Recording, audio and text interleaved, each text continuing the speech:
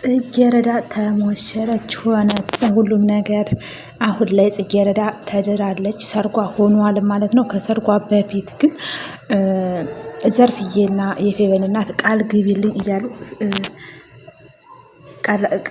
እንትን እያሉ ነው፣ ቃል እየተገባቡ ነው። እንግዲህ ፌቨንም የፌቨን እናትም እና ዘርፍዬ እንግዲህ ቃል የምትገቢልኝ ነገር አለሽ፣ ቃል ግቢልኝ ብላ ቃል እያስገባቻት ነው። እሱ ምንድን ነው ቃል የምታስገባት ነገር?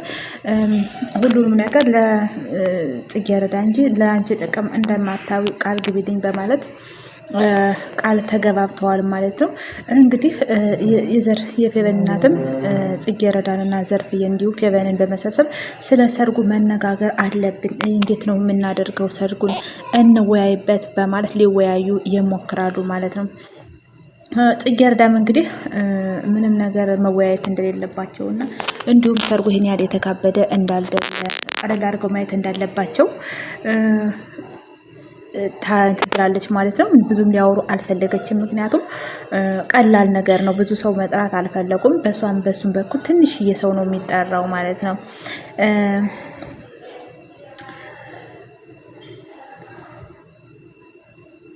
እንግዲህ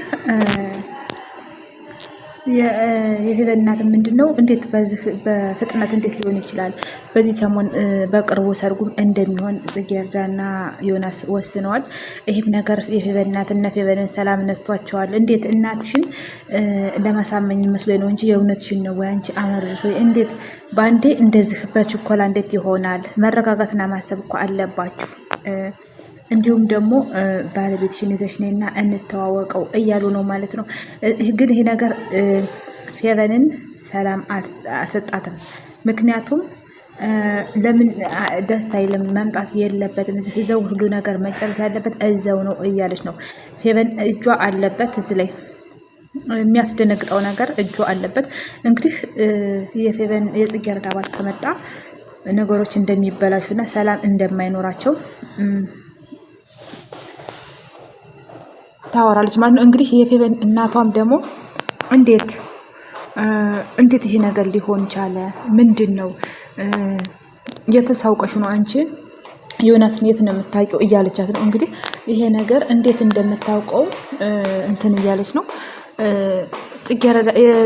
ዘርፍዬም እንግዲህ ግራ ገብቷታል። እንዴት ፌቨንና ዮናስ እንዴት ተዋወቁ?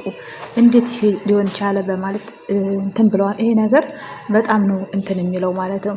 እንግዲህ ፌቨንም እድሜ ለጽጌረዳ የቅርብ ጓደኛሞች ሆነናን ብላ የቅርብ ጓደኛሞች ወዳጆች እንደሆኑና ሚስጥርም እንደሚያወሩ የቅርብ ጓደኛሞች ወዳጆች እንደሆኑ እሷ በሷ ምክንያትም እንደተዋወቁት ትናገራለች። የሚገርመው ግን ጽጌረዳን የተረዳት ማን ነው?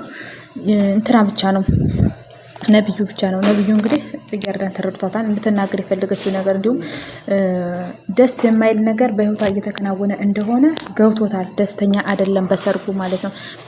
እንግዲህ ዘርፍዬም እንደዛ ከሆነ ደስ ይላል፣ ጥሩ ነው፣ እንኳንም አወቅሽው፣ እንዴት እንኳን በሷ ምክንያት ከሆነ የተዋወቃችሁት ደስ ይላል እያለቻት ነው። እንግዲህ ፌቨንም እናቷ እንዴት ልታውቂው ቻልሽ? እንዴት ይህን ሁሉ ነገር ልታወሩ ቻላችሁ? ስለ እሱንን እኔም ጠይቃት ጥያቄ አንቺ ቀድመሽ አውቀሻል፣ እንዴት ይሄ ሊሆን ቻለ? እያለች ነው ማለት ነው። እንግዲህ ፌቨንም እንግዲህ ከሳምንት በፊት ደውሎ እንዲሁም ደግሞ ጽጌረዳ እህቴ ናት ብላ ስላስተዋወቀችው አንዳንድ ነገሮችን እየደወለ እንደሚያማክራት እና ስለ ሰርጉም እንግዲህ እሷን ማብራ እየተዘጋጀችበት እንደሆነ እውቅና እንዳላት ነው እዚህ ላይ እንትን የምትለው። እንግዲህ በዚህ መሀል ጽጌረዳትና እንትንትና ይደብራትና በቃ እንትን በይ ይበቃል እንግዲህ ከዚህ ላይ ወደውን አቋርጨው። በዚህ ጉዳይ እንግዲህ ከዚህ በላይ ማውራት የለብንም። እንዲሁም ዘመዶቻችን፣ ቤተሰቦቻችን፣ የቅርብ ወዳጆቻችን ጠርተን ብቻ ፕሮግራሙን ማድረግ አለብን ብለው ወስነው እንግዲህ ሰርጉን አምነው ይቀበላሉ ማለት ነው።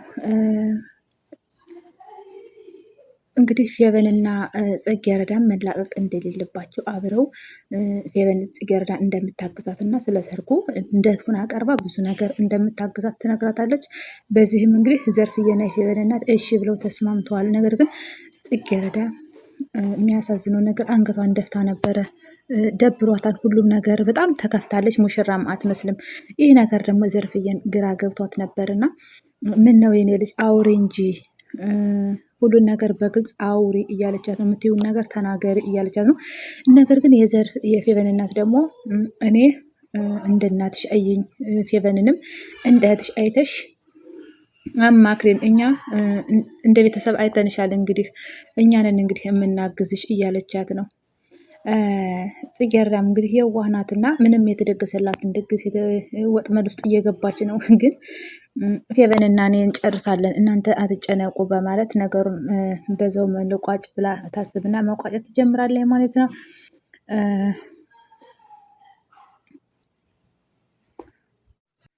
ዮናስም እንግዲህ ፔሎውን መርጦ እንትን እያለ ነው፣ እየጨረሰ ነው።